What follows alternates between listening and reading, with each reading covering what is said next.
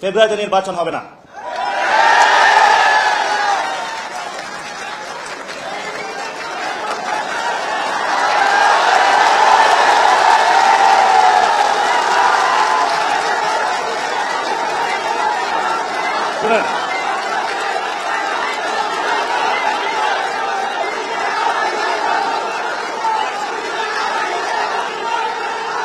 ফেব্রুয়ারিতে নির্বাচন হবে না,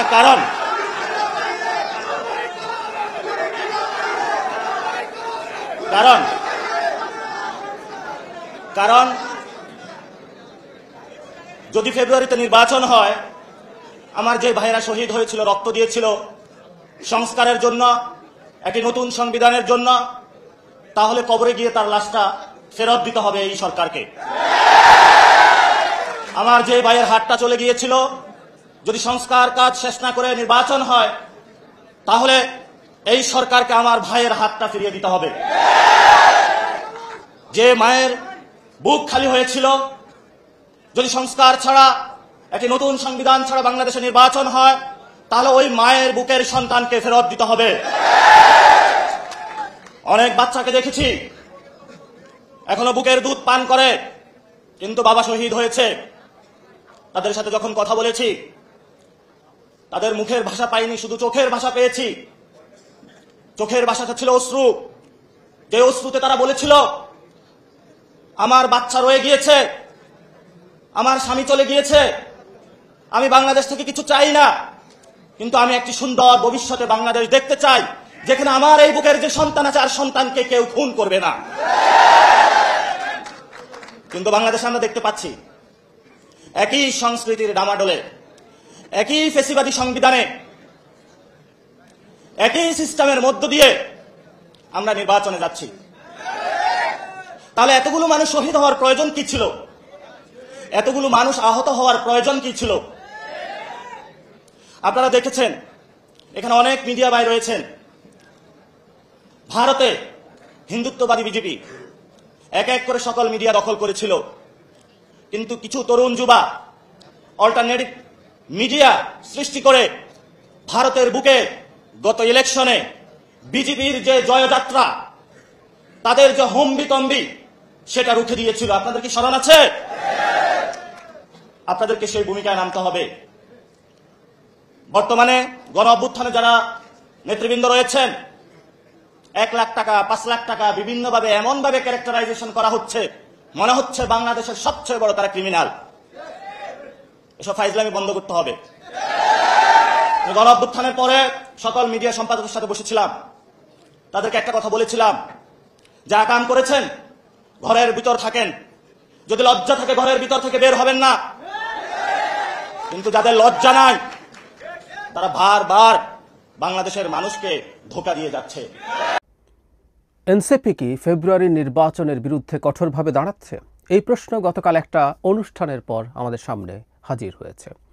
এর আগেই তারা আসলে নানান রকম শর্ত নির্বাচন নিয়ে দিচ্ছিলেন, সংস্কার, বিচার, নির্বাচন কমিশন পরিবর্তন ইত্যাদি ইত্যাদি। গতকাল একটা অনুষ্ঠান, তাদের যুব সংগঠনের অনুষ্ঠানে জনাব নাসিরউদ্দিন পাটোয়ারি খুব স্পষ্টভাবে কথা বলেছেন। নাসিরউদ্দিন পাটোয়ারির বক্তব্য মাঝে মাঝেই খুবই উত্তেজনাকর, খুবই পপুলিস্ট মনে হতে পারে, কিন্তু তিনি ক্রমাগত দিয়ে যান, তাই আমরা এটাকে খুব হেলাফেলা করব না। জনাব নাহিদ ইসলামও কিছু কথা বলেছেন, তাতেও একই ধরনের ইঙ্গিত আসলে আছে। এবং একটা ইন্টারেস্টিং ঘটনা ঘটেছে। এই অনুষ্ঠানটার একদিন আগেই বা ওই দিনই, একদিন আগে সম্ভবত, মার্কিন যিনি ভারপ্রাপ্ত রাষ্ট্রদূত আছেন, তার সাথে এনসিপির নেতৃবৃন্দের বৈঠক হয়েছে আনুষ্ঠানিকভাবে। ফলে এই স্পেকুলেশনও কেউ কেউ করছেন যে আমেরিকার প্রেসক্রিপশনে কি এনসিপি নির্বাচন বিরোধী এই অবস্থান নিচ্ছে কিনা। সব কিছু নিয়ে কথা বলতে চাই। আগে জনাব নাহিদ ইসলাম কি বলেছেন? আমি জনাব পাটোয়ারি অনেক বেশি অ্যাগ্রেসিভলি বলেছেন, কিন্তু নাহিদ ইসলামের কথার মধ্যে একই ধরনের ইঙ্গিত ছিল। একটা অংশ আমি একটু পড়ি। ডেইলি স্টার এভাবে লিখছে, তিনি বলছেন, গণ অভ্যুত্থানের শক্তি জাতীয় নাগরিক পার্টি বারবার ছাড় দিয়ে গেছে, কিন্তু ছাড় দিতে দিতে আমরা শেষ প্রান্তে এসেছি। আমরা এবার ছাড় দেব না। অন্তর্বর্তী সরকার যে প্রতিশ্রুতি দিয়ে শহীদের রক্তের উপর প্রতিষ্ঠিত হয়েছে, সেই প্রতিশ্রুতি আদায় না করে এই সরকার যেতে পারবে না। সেই প্রতিশ্রুতি বাস্তবায়ন না হওয়া পর্যন্ত কোনো রাজনৈতিক দল ক্ষমতায় আসতে পারবে না। একদম খুব ক্লিয়ারলি বলছেন। তিনি এইটার প্রসঙ্গে যেটা জানিয়েছিলেন যে জুলাই ঘোষণাপত্রে ছাড় দিয়েছি, জুলাই সনদে এক বিন্দুও ছাড় দেব না। আমরা জানি জুলাই সনদ হওয়া নিয়ে ডিবেট চলছে, এটা কিভাবে হবে, কতটুকু হবে, সেটা কতটুকু বাস্তবায়ন হবে, কি পন্থায় বাস্তবায়ন হবে, এগুলো নিয়ে দীর্ঘ ডিবেট চলছে এবং এই কনফিউশনটা আছেই। সুতরাং এনসিপি জুলাই সনদ এবং এর আগেও ইনফ্যাক্ট তারা বলেছেন মৌলিক সংস্কার না হলে তারা নির্বাচনে নাও যেতে পারেন, তার সাথে তার এই বক্তব্য খুবই অ্যালাইন্ড হয়। জনাব পাটোয়ারির বক্তব্যটা একটু দেখতে চাই। সেটা হচ্ছে তিনি বলছেন একদম খুব স্পষ্টভাবে, ওনার বক্তৃতাটা শুনলাম এবং খুব জরুরি কথা, জনাব পাটোয়ারি যখন বক্তৃতা করছিলেন, যখন তিনি নির্বাচনে যাওয়া যাবে না বলছেন, তখন মুহুর্মুহু করতালি হচ্ছিল ওই অডিটোরিয়ামে, করতালির শব্দ শোনা যাচ্ছে। তার মানে ওখানে যারা প্রেজেন্ট ছিলেন তাদের সাথে খুব রেজোনেট করেছে। তার মানে এনসিপির একটা উল্লেখযোগ্য অংশ নির্বাচন ফেব্রুয়ারিতে না হওয়ার পক্ষে দাঁড়ায়, ও সেটা খুব প্রত্যাশিত ছিল, কিন্তু এটাও আমাদের একটা সিগনিফিক্যান্ট ফাইন্ডিং। আচ্ছা, তিনি কি বলছেন? তিনি বলেন, জনাব পাটোয়ারি, বর্তমান সময় ইলেকশনের ডেট ঘোষণা করা হয়েছে, ফেব্রুয়ারিতে নির্বাচন হবে, কিন্তু ফেব্রুয়ারিতে নির্বাচন হবে না। যদি ফেব্রুয়ারিতে নির্বাচন হয়, আমার যে ভাইয়েরা শহীদ হয়েছিল, রক্ত দিয়েছিল সংস্কারের জন্য, একটি নতুন সংবিধানের জন্য, তাহলে কবরে গিয়ে তার লাশটা ফেরত দিতে হবে এই সরকারকে। উনি আরও অনেক কথা বলেছেন, দুটো কথা বলে আমি এই মূল আলোচনায় ফেরত যেতে চাই। তিনি আবারও বঙ্গভবনে ফ্যাসিবাদের আরেকটা ভিত্তি আছে, সেটার ব্যাপারে তারা পদক্ষেপ নেওয়ার কথা বলেছেন। আমরা জানি রাষ্ট্রপতিকে সরানোর জন্য এনসিপির দীর্ঘদিনের চেষ্টা আছে, তারা ফর দ্য টাইম বিং ব্যর্থ হয়েছিল। এখনও এই আলাপটা কেউ কেউ মাঠে রাখেন এবং প্রেসিডেন্টকে সরিয়ে দেশটাকে একটা অস্থিতিশীলতার মধ্যে নেয়ার পরিকল্পনা কারো কারো আছে। আমি পাটোয়ারির এই বক্তব্যে দেখলাম রাষ্ট্রপতিকে নিয়ে তিনি একই ধরনের বক্তব্য আবারও দিয়েছেন। তার মানে এই চেষ্টা আবার আমরা সামনের দিনগুলোতে দেখতে পারি, যদি হাওয়া তাদের অনুকূলে থাকে বলে মনে হয়।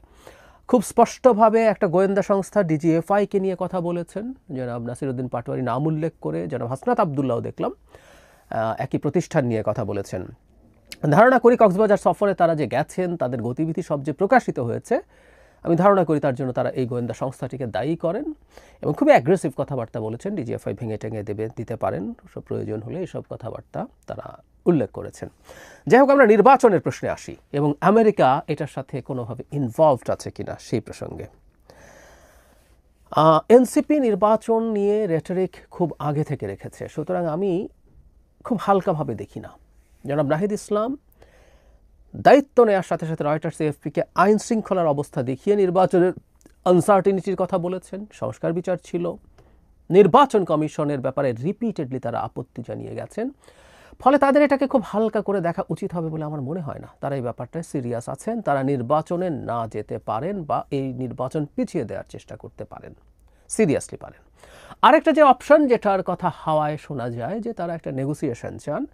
এ ধরনের নিউজগুলো তো আসলে পত্রিকায় আসবে না, কিন্তু এই খোঁজখবর ওয়াকিবহাল যারা আছেন, যারা খোঁজখবর রাখেন, তাদের কাছ থেকে জানা যায়, আমরাও টু সাম এক্সটেন্ট কানেক্টেড অনেকের সাথে। ফলে তারা একটা নেগোসিয়েশন চাইছেন এবং তারা সেই নেগোসিয়েশন নিয়েই চাপ জারি রাখতে চাইতে পারেন। সেটাও আমার কাছে খুব অস্বাভাবিক মনে হয় না। কিন্তু আমেরিকা আসলে এই ব্যাপারে কোনো না কোনোভাবে কি ইনভলভড আছে? আমি আগে একটা কথা বলেছি, এটা যখন তারা পিটার হাসের সাথে দেখা করবেন বলে রটে গেল কক্সবাজারে, তখনও বলেছি বাংলাদেশের অভ্যন্তরে রাজনীতি কী হবে, বাংলাদেশে কোন সরকার ক্ষমতায় আসবে, বাংলাদেশ কি কি করতে চাইছে, এগুলো নিয়ে আমেরিকার স্বার্থ আছে এবং বর্তমান পৃথিবীতে, বর্তমান বিশ্ব ব্যবস্থায় তার স্বার্থের কথা সে বিভিন্ন গ্রুপের কাছে জানাতে পারে, বিভিন্ন গ্রুপের কাছে জানতে চাইতে পারে। এর মধ্যে সরকার আছে, ক্রিয়াশীল রাজনৈতিক দল আছে, সবার কাছে সে জানতে চাওয়ার যথেষ্ট যৌক্তিক কারণ আছে। সো এনসিপির কাছে তারা তাদের অবস্থান জানতে চাইতে পারে, তাদের চাওয়াও বলতে চাইতে পারে যে তারা বাংলাদেশকে কীভাবে দেখতে চায়। আবারও বলছি, এতে কেউ কেউ সার্বভৌমত্বের হস্তক্ষেপ বলতে পারেন, কিন্তু বিদ্যমান গ্লোবাল অর্ডারে, ওয়ার্ল্ড অর্ডারে সার্বভৌমত্ব কনসেপ্টটা কীভাবে কাজ করে আমাদের একটু বোঝাপড়া থাকতে হবে। সো এই কথাগুলো তারা বলতে পারেন। আমরা প্রায় বলি যে আমাদের দেখতে হবে যে যাবতীয় প্রত্যেকের চাওয়ার মধ্যে আমরা কীভাবে আমাদের জাতি এবং আমাদের রাষ্ট্রের স্বার্থ রক্ষা করে নেভিগেট করতে পারি। এখন প্রশ্ন হচ্ছে, আমেরিকা যা যা চাওয়া আছে, তারা কি বাই এনি চান্স মনে করে যে একটা অনির্বাচিত সরকার, এই সরকারের জনসমর্থন আছে, ম্যান্ডেটও আছে বলে আমি সবসময় বলি, কিন্তু এটা প্রত্যক্ষ ভোটে নির্বাচিত সরকার নয়। একটা অনির্বাচিত সরকার আমেরিকার স্বার্থ রক্ষায় কি বেশি সুবিধাজনক তাদের জন্য হবে? আমেরিকা কি এরকম কিছু ভাবছে? ফলে নির্বাচন যতটা পিছিয়ে যায় তাদের যা যা এজেন্ডা আছে সেই এজেন্ডাগুলো পূর্ণ করা তাদের জন্য সহজ হয়, এমন কোনো ভাবনা আমেরিকার মধ্যে আছে কিনা এই প্রশ্ন করা যেতে পারে। প্রত্যেক দেশ তার স্বার্থ চাইবে, তার স্বার্থ চাইবে, এটাই খুব স্বাভাবিক। সো এটাকে আমরা একেবারে উড়িয়ে দিতে পারি না, আমরা ভিজিল্যান্ট থাকব যে আমেরিকা এই ধরনের কোনো অবস্থান নিতে চাইছে কিনা, নেয় কিনা। আমরা শেখ হাসিনার সময় 22 সাল থেকে যখন আমেরিকা বিভিন্ন পদক্ষেপ শেখ হাসিনার বিরুদ্ধে নিয়েছিল, আমরা আমেরিকাকে সমর্থন দিয়েছিলাম, কারণ সেটা আমাদের গণতান্ত্রিক ব্যবস্থা পুনরুদ্ধারে সাহায্য করছিল। আমরা এখনও চাই আমেরিকা গণতান্ত্রিক ব্যবস্থা পুনরুদ্ধারে আমাদেরকে সাহায্য করবেন, তার পাশে থাকবেন, এবং তার সাথে সাথে তার যা যা কনসার্ন আছে সেগুলো জানাবেন, সেগুলো জানানোর কথা আছে, দরকার আছে। সামনে এই অঞ্চলে আমরা খুবই গুরুত্বপূর্ণ হয়ে উঠছি, বিশেষ করে চায়নার সাথে তার আপকামিং যে কনফ্লিক্টের আলাপ, তার মধ্যে আমরা চাইব না যে আমরা একেবারে খুবই হটস্পটে পড়ে গেছি, সেগুলো জানাবেন। কিন্তু সেগুলো তাদের নির্বাচিত সরকারের সাথেই এই আলোচনাগুলো করা বেশি উচিত হবে, কারণ একটা এই ধরনের সরকার আনস্টেবল সরকার, এটা দিনের শেষে তাকে যেতে হবে এবং দেশের গণতন্ত্রের বিরুদ্ধে দাঁড়িয়ে সেটা পরবর্তীতে আমেরিকাকেও জনগণের চোখে ভিলেইনে পরিণত করার সমূহ সম্ভাবনা থাকে, যেমনটা ভারত হয়েছে। আমি আশা করব আমেরিকা বাংলাদেশের এই বাস্তবতা বুঝবে। দীর্ঘদিন থেকে তারা বাংলাদেশের পলিটিক্যাল স্ফিয়ারে খোঁজ খবর রাখেন, কথাবার্তা বলেন, অনেক স্টেক হোল্ডারের সাথে তারা জানেন, তারা এই ধরনের কিছু করবেন বলে আমি মনে করি না। সো এনসিপির সাথে তাদের যে বৈঠক ছিল, সেই বৈঠকটাকে আমি এভাবে দেখতে চাই যে তারা তাদের সম্পর্কে জানতে চেয়েছেন, তাদের কনসার্নের কথা এনসিপিকে জানাতে চেয়েছেন। আশা করি, ধারণা করি এর বেশি কিছু এটা নয়।